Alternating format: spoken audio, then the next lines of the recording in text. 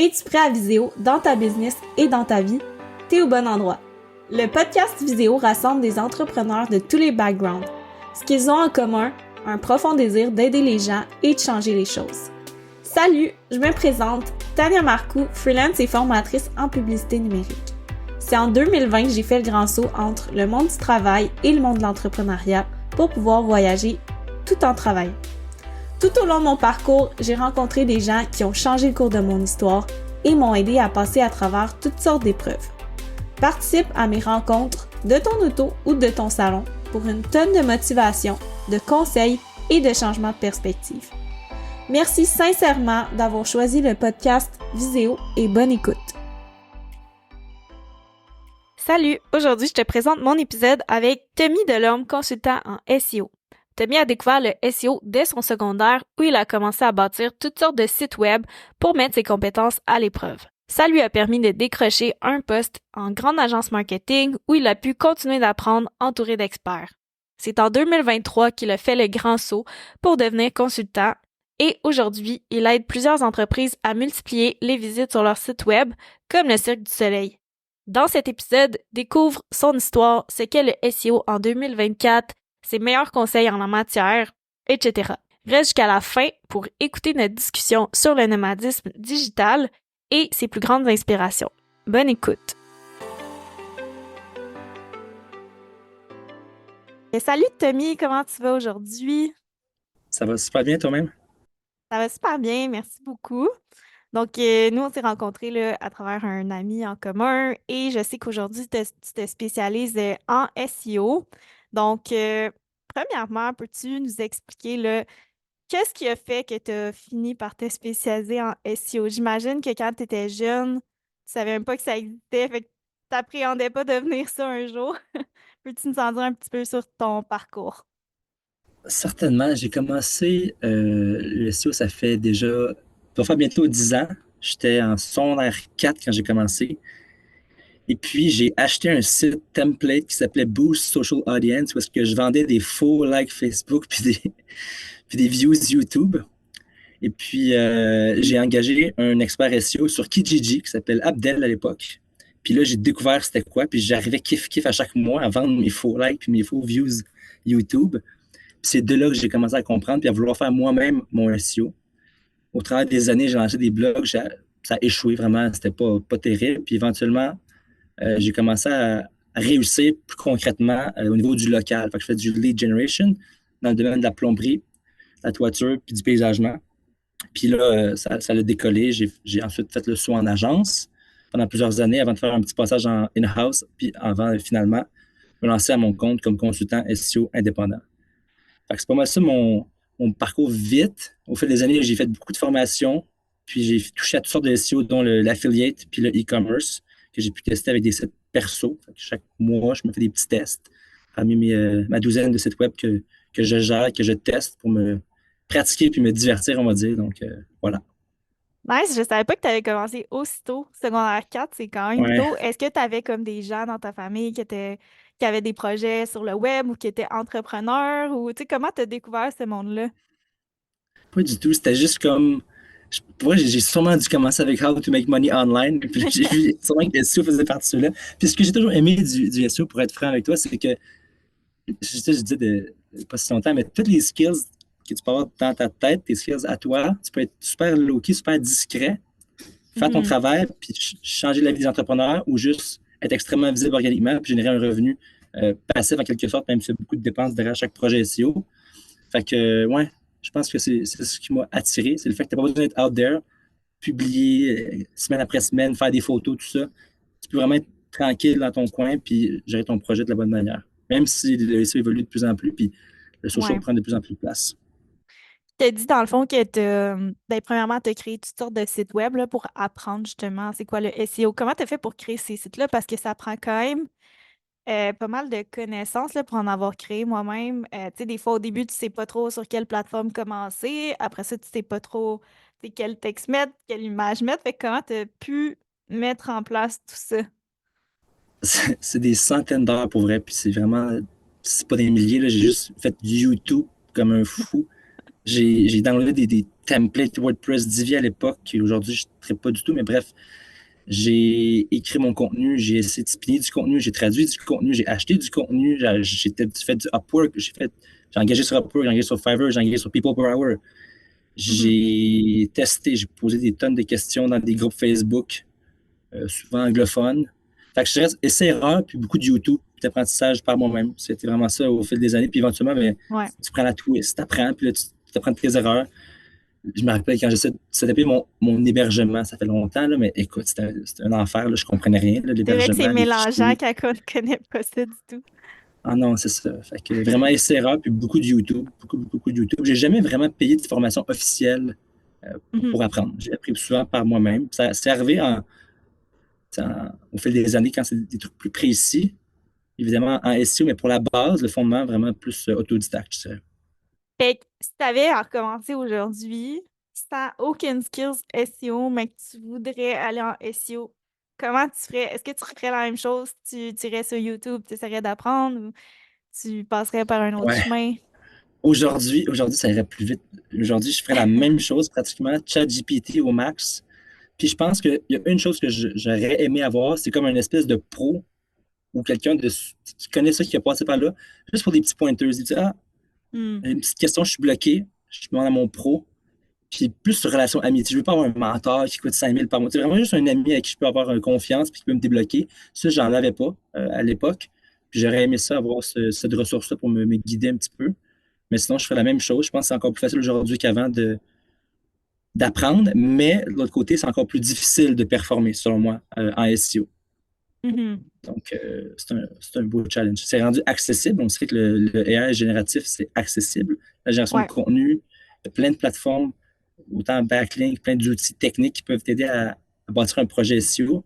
Mais ce qui fait que c'est accessible, c'est qu'il y a beaucoup de gens qui s'essayent, puis le marché commence à être de plus en plus rempli de gens qui essayent, qui le font. Donc, faut en Mhm. quelque sorte, comment dire, faut avoir un petit edge sur la compétition parce que c'est de plus en plus compétitif, c'est ça. Féroce, je Je peux dire. comprends. On pourra en reparler un petit peu plus tard là, de tout ce qui est comme plus technique par rapport au SEO. Mais avant, j'aimerais ça creuser un petit peu plus dans ton parcours. Fait que dans le fond, tu as dit, OK, tu as créé des titres, tu as appris par toi-même.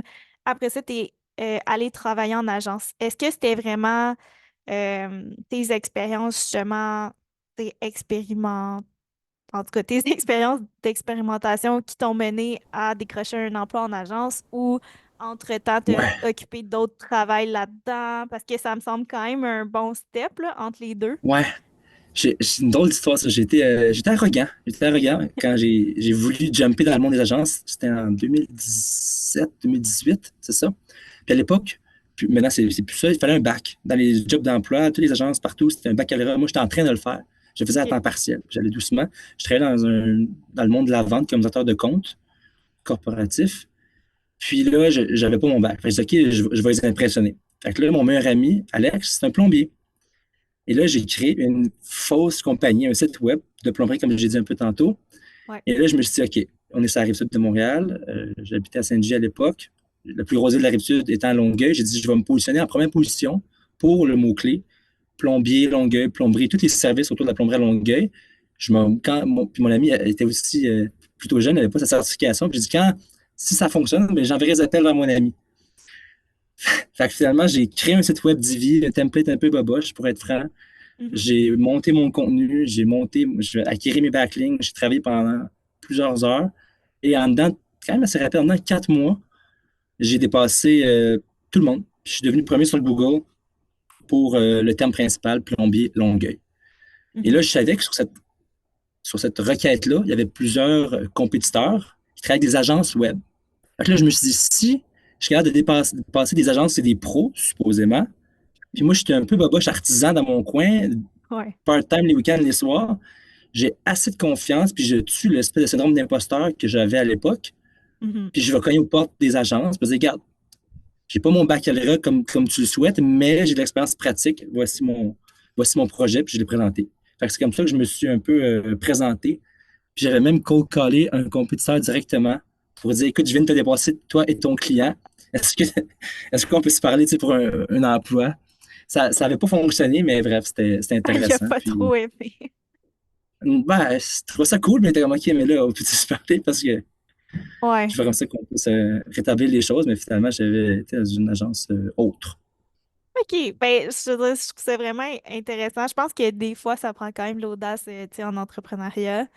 Puis, en tout cas, tu sais, pour avoir un collectif puis tout, je pense qu'il n'y a rien qui parle plus aussi que des preuves concrètes de l'expérience Ouais, de la personne. Tu sais, c'est pour ça que souvent les agences vont faire des études de cas puis tout, parce que ça montre, tu sais, oui, OK, je connais la théorie, mais je suis capable de l'appliquer. Parce que c'est différent de juste connaître la théorie, mais de le mettre en place. Fait que, 100%. ouais, c'est vraiment cool. Puis sinon, si on parle là, de ton expérience en agence, qu'est-ce que tu retiens le plus de cette expérience-là? Ah, honnêtement, j'ai adoré mon expérience en agence. J'ai commencé au bas de l'échelle comme stagiaire au début, parce qu'au début, Wow. c'était une petite agence quand même, puis on était 11 personnes. Puis quand je suis quitté, après pratiquement 4 ans, on était rendu 70 environ, 60-70 personnes. Fait que ça Mhm. a été un beau parcours. Puis ce que j'ai appris le plus, c'est juste mettre des heures, mettre des heures, mettre des heures, puis arrêter de se comparer dans le marché parce que c'est vrai, en agence, les salaires sont moins élevés que chez l'annonceur. Ça, c'est un fait. Puis je pense Mhm. que l'agence, c'est comme une école d'apprentissage. Tu apprends avec une tonne de clients, tu apprends à gérer des relations clients, tu apprends à gérer des relations avec des managers, avec des collègues. Tu travailles dans différentes industries. Puis je pense qu'il faut juste que tu mettes ton ego de côté, puis que tu te mettes en mode éponge, apprendre, apprendre, apprendre, apprendre, apprendre, puis tu essaies de faire le mieux que tu peux. Puis au fil des mois, des années, ben, tu prends des galons. Puis généralement, les agences, ils savent que c'est pas eux qui ont les plus gros budgets pour leur masse salariale, mais ils font Mhm. confiance. Ils peuvent te donner la chance que tu as besoin pour prendre du galon, puis gérer des plus gros comptes, puis faire ton petit chemin. Donc, vraiment, moi, j'ai adoré mon expérience. Puis c'est comme ça que j'ai appris beaucoup, beaucoup, beaucoup, beaucoup, beaucoup dans Ouais. différentes industries. Plus, pendant mon parcours en agence, je faisais aussi de la R&D en quelque sorte. J'avais mes propres sites que je testais, mon affiliation, mon e-commerce, mes sites de contenu, mes niche sites d'ailleurs qui sont pas super performants aujourd'hui, que j'ai un peu délaissé, mais bref, le lead gen. Fait que oui, je pense que c'est de mettre l'ego de côté puis se mettre dans mon éponge. Ce serait un truc que je retiens, là, puis d'apprendre, Ouais. puis de pas se dire, ah, je vais faire un an en agence, après je vais jumper chez l'annonceur parce que le salaire est mieux pour aller chercher un 12 000 de plus. Pour moi, c'est une erreur. Parce Mhm. que les années que tu passes à apprendre, tes skills augmentent drastiquement, puis éventuellement, sur le marché, tu vaux plus cher, tout Ouais. simplement. Ouais, je pense que ça fait vraiment du sens. Puis c'est un peu ce que j'ai vécu aussi en travaillant en agence à mes débuts. Tu sais, de comme devoir toucher à tout plein de comptes, de tout plein de grosseurs, dans tout plein d'industries. En comme quelques mois, c'est fou comme l'apprentissage que j'ai pu faire. Puis, tu sais, même si comme toi, j'étais pas payée super cher au début, je pense qu'on commence tout par là. Tu sais, je repasserais par là si j'aurais à recommencer aujourd'hui. Puis c'est ce que je conseille aussi souvent, tu sais, souvent il y a des gens qui m'écrivent qui veulent se lancer dans le marketing web, là, peu importe dans quelle sphère, que ce soit en SEO, ads, peu importe. Puis souvent, c'est ce que je conseille. Tu sais, si je vois qu'ils n'ont pas d'expérience, c'est comme va te faire de l'expérience en agence. Tu sais. Oui, ça va pas être hyper payant au début, mais tout l'apprentissage qui va avec, ça vaut de l'or. Puis c'est la même chose pour toutes tu sais, les expériences entrepreneuriales qu'on a passé à travers, là, tu sais, comme toi, créer toutes sortes de sites web. Moi aussi, tu sais, de mon côté, je créais plein de sites web quand j'étais jeune. Je savais même pas comment ça fonctionnait, là. Tu sais, je m'ai créé un Shopify de vêtements. Puis là, comme ça n'a pas marché finalement parce que c'était ça, il y a tellement de compétition dans cette industrie-là, sauf que c'est là que j'ai appris, tu sais, comme plein d'affaires, genre le e-commerce en tant que tel, puis tout ça. Fait que je comprends. Puis sinon, aujourd'hui, t'es de l'homme SEO, t'as créé, si on veut, ta propre boîte de consultation. Comment t'en es venu là après avoir justement travaillé en agence? J'ai fait un petit saut in-house. Je voulais tester cette industrie-là, voir un peu comment ça fonctionne dans les grandes, grandes entreprises. Ça a relativement bien été. C'est pas tout à fait ce que je pensais. Dans mon saut in-house, pourquoi je me suis ensuite incorporé, c'est que j'ai eu une demande assez forte du marché. Quand je suis sorti du monde de l'agence, Mhm. le mot s'est peut-être passé, j'imagine, puis j'ai eu plusieurs, je dirais dizaines de demandes pour des petits modèles de consultation. J'avais jamais vraiment fait ça. Je n'étais pas incorporé, j'étais un travailleur autonome. J'ai rien d'organisé vraiment. Fait que j'ai commencé tranquillement à prendre des petits mandats sur le site pendant que j'étais justement à Playa del Carmen, Mhm. début 2023. Ouais, c'est ça. Et puis, je prenais des petits mandats, puis éventuellement, je voyais qu'il y avait une bonne demande. Puis je voulais juste c'était un objectif que j'avais pour plus longtemps, mais j'ai comme juste sauté, puis j'ai dit, OK, on y va, on se lance. Donc, je me suis incorporé, je me suis organisé, j'ai mis fin à mon emploi en grand compte. Puis ensuite, j'ai sauté dans l'entrepreneuriat avec un client principal qui est le Cirque du Soleil, avec qui je travaille aujourd'hui depuis presque un an, et d'autres petits clients sur des Mhm. mandats plus ponctuels et voire récurrents, dépendamment. Nice. Puis qu'est-ce que tu dirais que tu as trouvé le plus difficile à faire ce grand saut-là? Ce switch-là, honnêtement, je suis pas le plus organisé, là, je ne pas de mensonge. Fait que c'est vraiment de Ouais, tout bien organiser, la comptabilité. Puis c'est là que j'ai réalisé, OK, si tu n'es pas champion dans l'organisation, ben, ouais. engage des gens qui le sont. Fait que là, je me suis équipé d'une équipe de comptables vraiment là, incroyable qui m'aide avec mon flux de trésorerie, la gestion, la comptabilité, les remises gouvernementales, toute le kit. Fait que ça a Mhm. été pour elle, l'organisation, ça a été un défi. Puis la transition entre les deux, ben, j'ai pas trop eu de difficulté après ça à obtenir des mandats.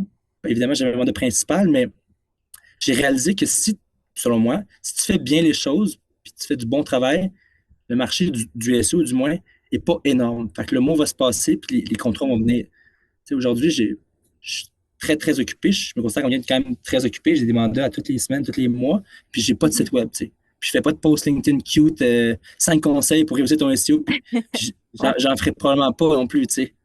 Du moins pas à très court terme. Donc, je pense que c'est juste que de bouche à oreille, ça fonctionne. Puis je pense que c'est juste de faire confiance, pas dire à la vie, là, mais tu sais, au travail qui a été effectué dans le passé. Puis Ouais. le mot se passe. Fait que, Non, je comprends tout à fait ce que tu dis. Niveau organisation, je te dirais que ça a aussi été un challenge pour moi quand j'ai commencé comme freelance. Puis d'ailleurs, j'ai travaillé, tu sais, avec des coachs, mentors qui m'ont beaucoup aidé là-dedans, dont une coach que tu m'avais conseillé, Carole ouais, Perez, qui m'a beaucoup, beaucoup aidé, honnêtement, à me structurer, là, parce qu'au début, je commençais mes journées, puis tu sais, j'avais une to-do list comme je me interminable souviens. de choses à faire, puis à chaque jour, je finissais, puis j'étais comme Oh my God, j'ai rien fait. Là, je stressais, je stressais. Puis, tu sais, à un moment donné, c'est comme, ça devient lourd, là, tout le temps finir tes journées hyper stressées, puis tu commences ton matin, puis tu te sens submergé. Puis, ça m'a vraiment aidé à, comme, mettre en place, c'est la base, là, on le faisait au secondaire, puis on dirait qu'on a oublié ça avec le temps, mais, tu sais, à vraiment bien détailler mes journées, tu sais, à l'heure près. Au début, je me disais, ah, pas besoin d'être ben trop granulaire. Mais maintenant que je le fais aujourd'hui, c'est comme, ça fait tellement de différence, là. Je sais pas si tu le fais de ton côté aussi, là. J'essaie, pour vrai, j'essaie, je le fais. Des fois, je me laisse aller, des fois, je reviens sur la track, mais Ouais. quand je le fais, je vois la différence. Je le fais toujours dans mon 8 heures principal, mais des fois, c'est avant de commencer à travailler ou après le travail en fin de journée, c'est des petites tâches que je dois faire absolument. Là, je suis dans la Mhm. comptabilité de fin d'année, tout ça, la fiscalité. C'est des tâches qui sont plates, mais si tu ne le notes pas, tu vas l'oublier ou ça ne sera pas fait. Fait que oui, to Mhm. do 100%, 100%. Puis j'ai déjà essayé le Pomodoro. Quand même, ça fonctionne quand même bien. C'est ça, Pomodoro. 30 minutes de Ouais, focus ouais, ouais, c'est ça. ou 15. Bref, ça a fonctionné, mais je revenais à la bonne vieille liste papier avec une petite application simple. Donc, oui, Ouais. organisation, définitivement un gros défi. Mhm. Puis, ouais, Puis pour ouais, trouver tes clients, dans le fond, ce que tu disais, c'est que c'est vraiment le bouche à oreille comme ta source d'acquisition, si on veut. ouais, vraiment. Ben, des références dans l'industrie d'autres experts en marketing numérique. Ouais. Puis, moi, j'ai pris la décision de m'hyper spécialiser, fait que faire que ça 100% de mon temps, 50 heures par semaine dans différentes industries. Mhm. Puis, c'était d'un dernier 10 mois, c'était parfois de me débloquer des problèmes compliqués. Fait que c'est des gens qui sont super bons en SEO, ou parfois même des généralistes, puis qui vont m'écrire sur LinkedIn, Hey Tommy, écoute, j'ai un problème majeur, tu peux-tu me débloquer? Puis c'est d'essayer de le débloquer. Des fois, ça marche pas, des fois, c'est plus long, Mhm. mais c'est de régler des problèmes un peu plus poussés, un peu plus complexes, je dirais, organiquement, de bouche à oreille, qui m'ont pas mal Ouais. stimulé les derniers mois. Puis effectivement, beaucoup de bouche à oreille, puis de références, c'est comme ça pour l'instant. Nice. Fait que maintenant qu'on connaît un petit peu ton parcours, où t'en es venu à te spécialiser en SEO, veux-tu qu'on plonge dans le SEO? Let's go. Let's go, Tania. Super. Fait que on peut commencer avec une question de base. Comment tu décrirais le SEO pour ceux qui savent pas c'est quoi ou qui en savent très peu?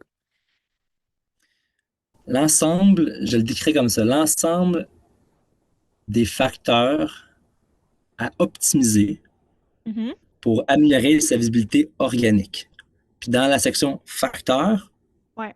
parce que c'est un mot un peu vague, je décrirais ça en trois grands piliers. L'aspect technique, la fondation de ta maison, l'aspect contenu et l'aspect réputation en ligne. OK. Fait que, ouais, pour faire ça simple, ce serait l'ensemble des facteurs à optimiser pour augmenter la visibilité organique. Organique étant évidemment un moteur de recherche, Google, Bing, DuckDuckGo, qui gagne en popularité bien évidemment. Ouais. À terme, ça va être ChatGPT, Gemini.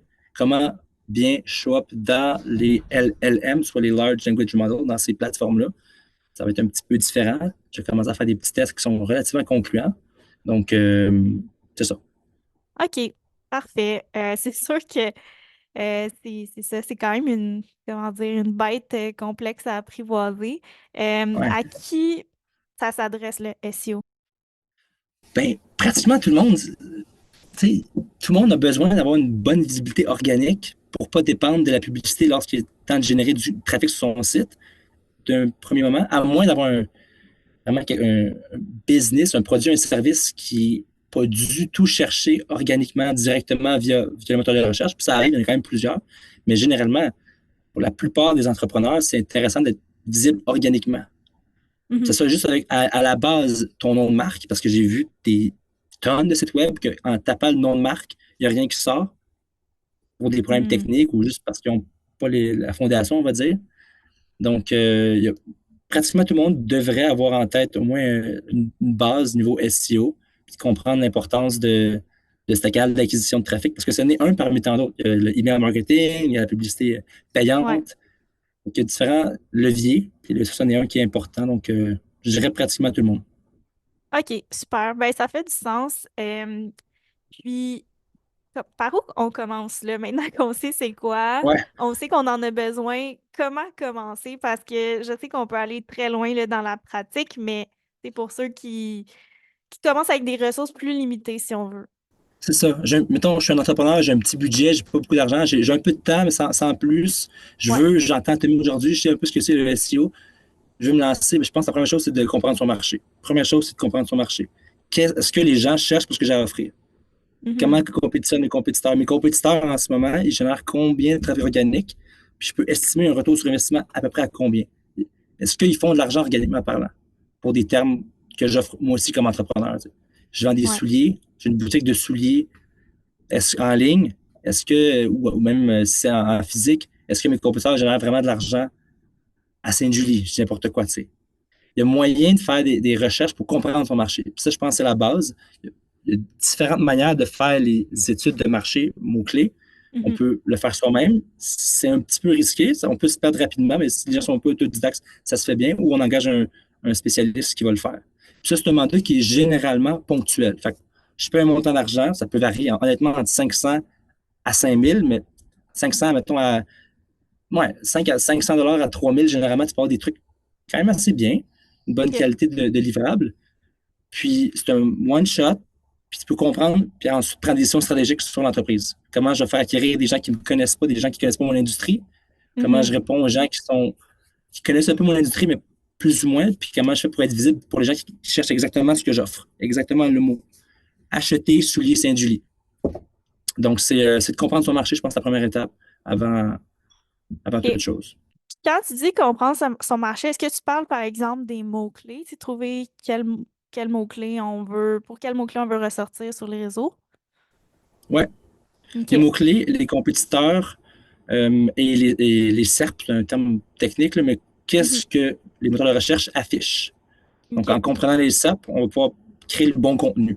Fait Google affiche pour mon service un article de blog, du contenu très informationnel. Est-ce que j'ai cette page-là dans mon arsenal de pages sur mon site web pour répondre à la requête? Non. Mhm. OK, peut-être que je pourrais la créer. Phase 2 du projet. Mais avant de passer en phase 2, il faut comprendre et asseoir la stratégie sur de la donnée. Pas juste, je Ouais. pense que je vais me créer une page pour chaque couleur de souliers que j'ai. Souliers bleus, souliers rouges. Et boy, là, on part dans une folie, puis Hmm. tu comprends? Ouais. Laisser un peu le gut feeling de côté, Mhm. puis aller vraiment sur la donnée.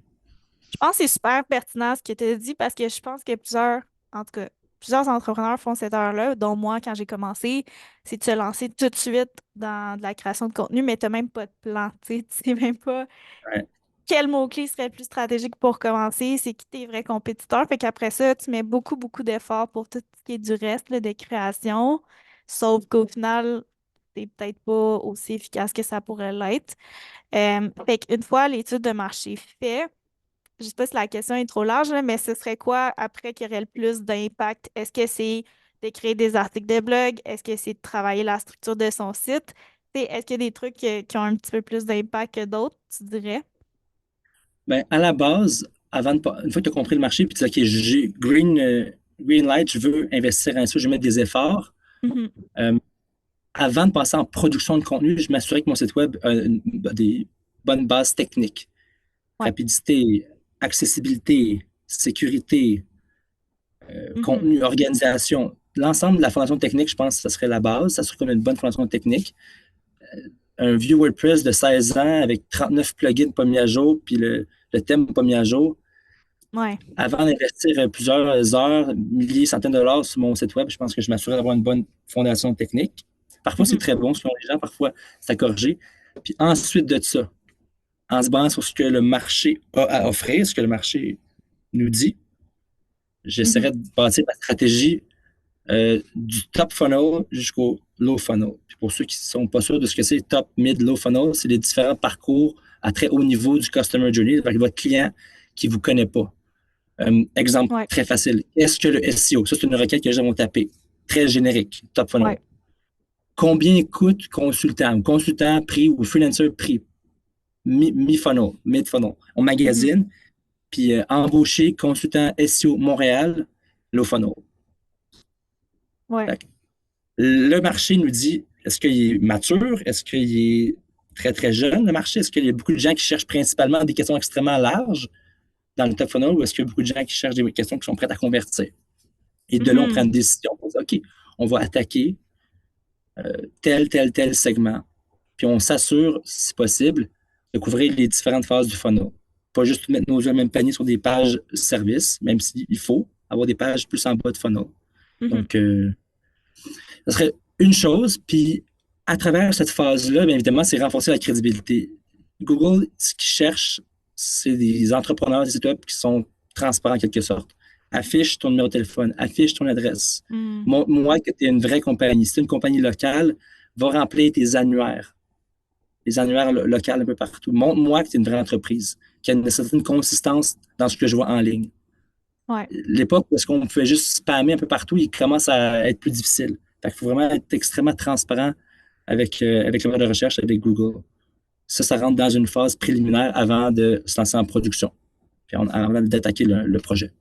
OK. Ben, c'est super clair. Fait que si je résume là, de ma compréhension, premièrement, c'est de s'assurer que son site web réponde euh, aux différentes parties du funnel. Fait qu'à des gens qui sont comme au début de leur recherche, à des gens qui sont plus au milieu, puis à des gens qui sont prêts à acheter si on veut, puis de s'assurer que son site soit crédible. C'est bien Crédible ça? et avoir une bonne fondation technique, c'est ça. On OK. comprend notre marché, on fixe la fondation de la maison, Ouais. on s'assure qu'on est crédible et transparent, puis ensuite de ça, on répond au journey de top jusqu'à low en créant les bons Mhm. types de pages pour l'internaute. Parfait. Puis qu'est-ce qui se passe après? Jusqu'où on peut aller là, une fois que tout ça est fait? Et ça peut aller très, très loin. Euh, Dépendamment des priorités business, c'est sûr que généralement, personnellement, avant de lancer un projet, je fais tout le temps une analyse de retour sur investissement.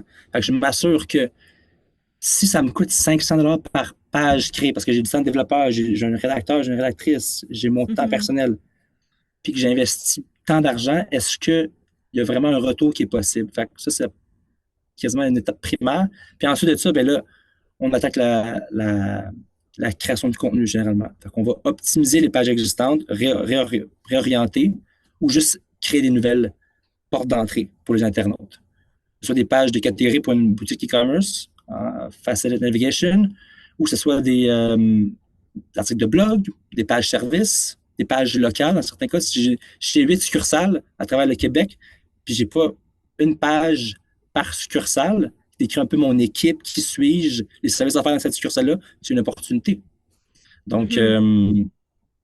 ouais, c'est pas mal ça les prochaines étapes, mais chaque stratégie est vraiment unique en soi, dépendamment dans l'industrie dans laquelle l'entrepreneur est ou le site web. Est-ce qu'on est Ouais. un site de nouvelles de blog ou est-ce qu'on est un entrepreneur local, est-ce qu'on est une boutique e-commerce? Ça change vraiment, vraiment beaucoup quand même. Mais les fondements sont les mêmes. C'est de mettre en place une stratégie de contenu puis d'acquisition de backlink dans le temps, qui va continuer avec une veille technique complète. Puis s'assurer qu'une fois qu'on a un minimum de trafic, ben, qu'on peut convertir ces gens-là. C'est beau les faire rentrer sur le site, mais s'ils quittent rapidement, Ouais. parfois c'est intéressant d'investir un petit peu de temps et d'argent dans ce qu'on appelle le CRO pour augmenter la conversion, le taux de conversion sur le site web. Ouais, CRO, c'est Conversion Rate Rate Optimization. Fait que c'est une optimization. pratique, je pense, qui est de plus en plus populaire aujourd'hui, surtout en e-commerce, justement, parce que ça fait tellement un gros impact sur les ventes. Énorme. Exactement. Exactement. Puis, c'est la beauté du métier. Puis, je vais pas faire un segue dans un autre sens, mais c'est que Ouais. l'expérience va travailler avec le client, avec les développeurs pour la fondation, avec les rédacteurs pour le contenu, avec la marque, le brand, c'est dépendamment de la culture de l'entreprise, pour être sûr qu'il y ait un bon tone of voice, avec les graphistes pour Ouais. l'aspect conversion. Fait que c'est ce que j'aime de mon métier, honnêtement, c'est que je suis amené à travailler avec plein, plein, plein d'expertise. Mhm. Ouais, je comprends. C'est sûr qu'à un moment donné, tout s'influe. Ben, tout a un impact ensemble, si on veut, là. Mais même moi aussi, je le vois, tu sais, niveau pub, dans le sens que si le site n'est pas optimisé, ben, tu sais, ça rend mon travail plus C'est difficile. plus Si le difficile, c'est ça. design est incompréhensible, même chose. Fait qu'au final, tout est interrelié en même temps.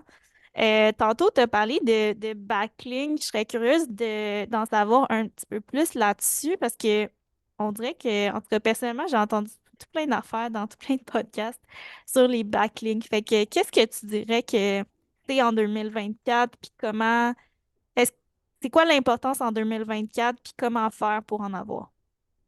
Très important. Encore très important aujourd'hui. Il faut que tu te Mhm. montres une certaine crédibilité. Rapidement, les gens qui savent pas c'est quoi un backlink, c'est un vote de confiance, c'est un lien qui est pointé d'un site autre, lapresse.ca, qui pointe vers taniamarco.com, Ouais. sur une page qu'on essaie de contrôler le plus possible, avec un encre qu'on essaie de contrôler le possible pour qu'on envoie un signal positif et logique entre l'encre qui est cliquée avec le petit mot bleu dans la page de lapresse.ca, consultante ou freelancer SEM. Cliquez, va pointer vers Tania Marco. Ça, c'est un backlink. En Mhm. 2024, les backlinks sont encore super essentiels. Il y a différentes manières et différents types de backlinks. Euh, Généralement, dans l'industrie, vraiment, ce qui se fait, c'est ce qu'on appelle des guest posts, des articles invités. Donc, c'est d'insérer un article de blog qu'on rédige soi-même, qu'on fait rédiger dans un autre site populaire. Puis ce site populaire-là, à travers l'article qu'on rédige, on décide nous-mêmes, on a le contrôle du contenu, du mot-clé cliquable, on se crée notre propre backlink qui pointe vers notre propre site web. J'espère que c'est pas trop Mm. compliqué ce que j'explique, mais en gros, ça, c'est ce qui se fait pas mal dans l'industrie en toute transparence. Ouais. Ça coûte quand même un certain montant d'argent. Ça peut varier entre des très mauvais liens, vont être à 50, ça peut aller jusqu'à 500, 1000 $ par lien acquis. OK. C'est vraiment Quand même. un investissement, puis il faut vraiment bien assess la qualité des liens qu'on décide d'acquérir. Fait que ça, c'est une méthode, je paie, je suis visible. Puis OK. j'espère, ou je calcule bien, mais j'ai un bon travail, je devrais avoir un gain au niveau de ma visibilité organique parce que je gagne en confiance aux yeux des moteurs de recherche. Je comprends. Il y Puis a aussi comment. des. Ah, Ouais. excuse. Continue, puis je te poserai ma question après. Non, mais ça, c'est la méthode payée, mais il y a aussi la méthode organique. Je fais du contenu de méga qualité, puis organiquement, je vais obtenir des liens partout dans le Hmm. web. J'ai moins de contrôle, évidemment, sur ce que les gens vont marquer comme encre cliquable, mais généralement, les blogs qui font vraiment du très, très, très bon contenu, ils vont avoir une très, très bonne réputation à très, très long terme aussi. Fait que c'est sûr que Ouais. et encore là, c'est plus long. On a moins de contrôle, mais ça se produit quand même assez fréquemment qu'on publie du contenu de top qualité, puis on va être featured ici et là. Une Mhm. autre approche s'appelle le digital PR, c'est de, en gros, faire ça simple. Là. On crunch du data, de la recherche scientifique, des données, des sondages. On, Hmm. on pousse les données à un ensemble de journalistes. En 2020, 2022, 89% des entrepreneurs ne savaient pas ce que c'était le SEO. Une étude démontre que blablabla. On envoie ça à des journalistes. Eux vont spinner ça dans une histoire, une news Ouais. journalistique. Ils vont nous envoyer, ils vont créer des liens, ils vont nous citer. Et donc, on obtient des backlinks généralement de qualité. C'est très difficile, ça demande beaucoup de temps, mais ça peut être aussi extrêmement payant pour son site web parce que la réputation, bien évidemment, prend un bon coup par en haut. Ah, c'est super intéressant. Honnêtement, je connaissais pas ça, le digital PR. Fait que c'est sûr que ça peut être intéressant pour peut-être les entreprises qui ont justement les ressources pour le faire, là, parce que comme tu dis, j'imagine que ça prend pas mal de ressources. Ouais, Fait que ma question, c'était par rapport au backlink payant. Tu sais, si on reprend l'exemple de la presse, comment qu'on fait pour avoir ces backlinks payants-là? Est-ce que c'est de les contacter directement ou ils vendent ça sur leur site? Tu sais, ouais. concrètement, comment ça fonctionne? Mais il y a différentes manières, mais il y a la manière organique. La presse, c'est un exemple assez intense parce que eux, ils ont des Ouais. sponsored packs où est-ce qu'ils vont vendre de la visibilité, mais il va être marqué généralement, il va être écrit cette publication est sponsorisée par avec le petit logo. Journal de Montréal le fait aussi. Ouais. Et perso, c'est pas ce que je triple le plus, mais ça reste un bon lien. Puis parfois, le ROI peut être présent. Fait que ça vaut la peine dans certains cas d'investir un 5 000 pour avoir ce genre de visibilité-là, mais qui est visible, qui est marqué publicité. La Mhm. méthode, encore une fois, plus classique ou organique, c'est de faire ce qu'on appelle du outreach. Puis là, c'est un autre pilier du SEO que j'adore aussi, que je trouve le fun, c'est que tu deviens une espèce de vendeur, cold call, email. Moi, j'en fais encore, ça arrive, je vais prendre le téléphone puis je vais appeler des entreprises, évidemment des grosses, qui ont un numéro de téléphone visible pour essayer de Ouais. négocier un deal de visibilité. Fait que OK. honnêtement, c'est du outreach. Un beau template de courriel, une bonne, sans que ce soit trop long, pas trop court, il faut que tu trouves tes. Mhm. C'est du volume, c'est d'identifier les bons partenaires, puis c'est beaucoup de non avant d'avoir un oui. Fait que c'est peut-être 5% des gens qui vont OK, je suis intéressé, puis tu ne veux pas avoir un site web qui est spammy. Fait que avant d'envoyer ton email, dire écoute, j'aimerais ça collaborer avec toi pour obtenir un backlink, un échange. Est-ce que tu acceptes les articles invités? Je pense que mon expertise pourrait faire du sens sur ton site web. Ça, c'est la méthode vraiment propre. Est-ce que tu serais intéressé? Oui. Combien ça coûte pour publier sur ton site web? 344 parfait. Comment ça fonctionne? Ah, moi, j'accepte des publications jusqu'à 2000 mots, 4 liens externes, 3 photos. Parfait. Paiement, rédaction du contenu, c'est du temps. Ou on le fait rédiger, c'est de l'argent. On envoie Mhm. un webmaster, il va publier. On OK. essaie de tracker au mieux qu'on peut, bien évidemment, le lift de position sur la page qu'on pousse. Fait que dans mon article que je publie, 5 conseils pour mesurer le retour sur investissement de votre projet SEO en 2024. Exemple. On ça un autre consultant SEO qui a un gros blog de SEO, SEMrush, peu importe c'est quoi. Mhm.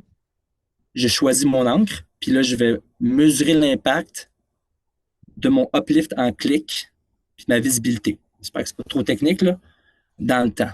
Ouais, je pense que. Peut-être un petit Ouais, peu, mais je pense que c'est quand même hyper pertinent.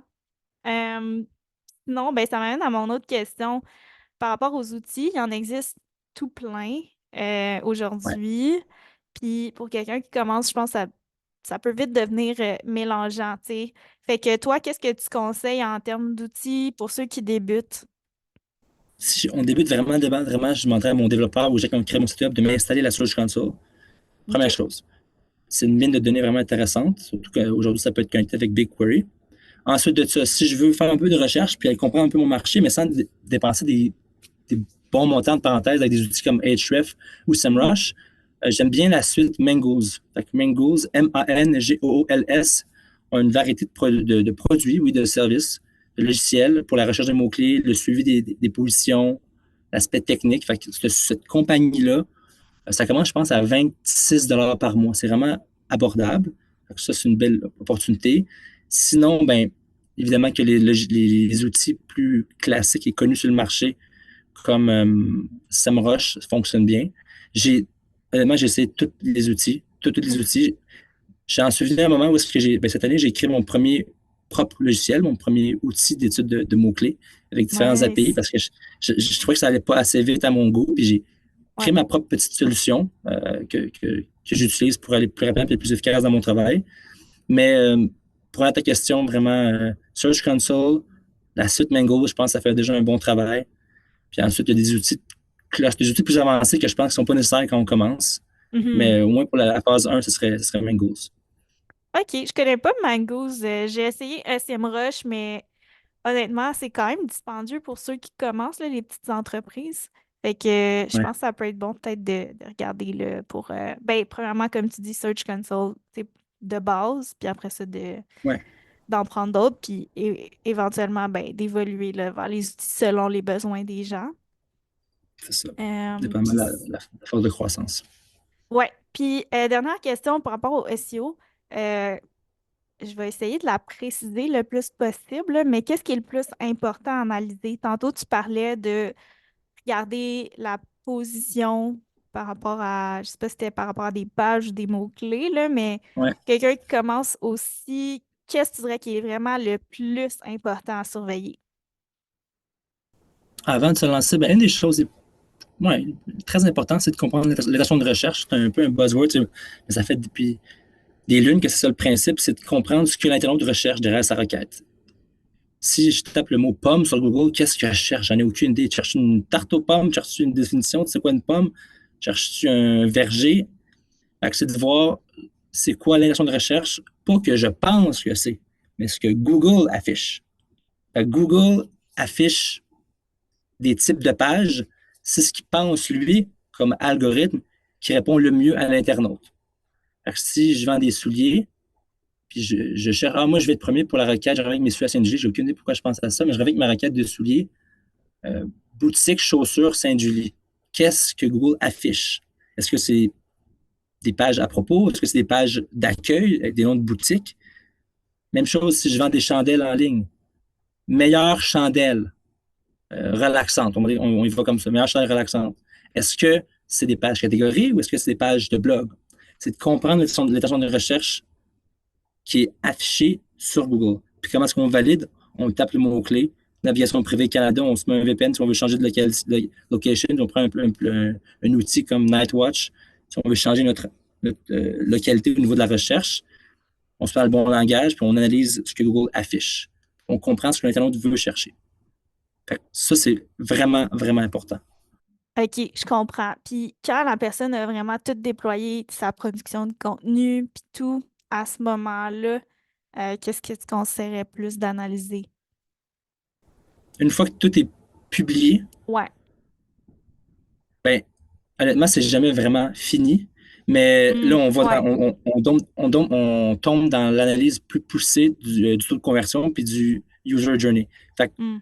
des outils comme Microsoft Clarity, Hotjar vont beaucoup me servir pour comprendre, OK, je rentre à tous les mois 150 000 users sur mon blog, Ouais.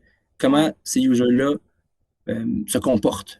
Mon Mhm. but, les gens qui ne me connaissent pas, c'est de les faire amener vers mon produit, mon service. Fait que je vais comprendre, est-ce qu'il y a des moments où est-ce que sur certaines devices, sur certains téléphones ou ordinateurs, peu importe, y a-t-il un bug technique? Y a-t-il des gens qui cliquent tout le temps à la même place alors que c'est pas bon, ils pensent que c'est un bouton, c'est pas un bouton. Fait que c'est d'analyser et augmenter mon taux de conversion en développant Mhm. encore ma visibilité organique, en créant, en grossissant ma visibilité sur d'autres sujets dans mon industrie. Je Puis, comprends. bien Ouais. évidemment, de pousser la réputation, puis de rendre mon contenu toujours de mieux en mieux, en fait. Mhm.